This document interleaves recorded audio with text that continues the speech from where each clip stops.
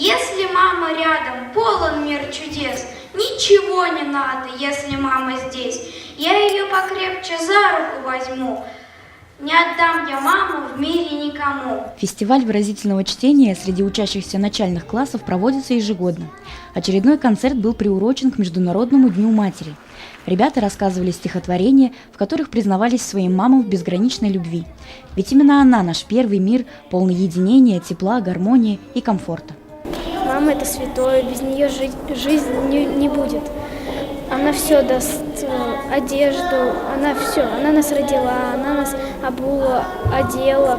Мама для меня это самое лучшее слово. Мама – это самый дорогой человек в жизни. Я ее очень сильно люблю. За что ты ее любишь? Что мама для тебя делает? Мама нас делает все, что угодно. Она даже может отдать за нас жизнь, только чтобы мы были рядом. Маленькие, но уже такие талантливые ребята продемонстрировали настоящий класс декламации. От их поистине выразительного чтения у зрителей замирал дух, а порой на глаза наворачивались слезы.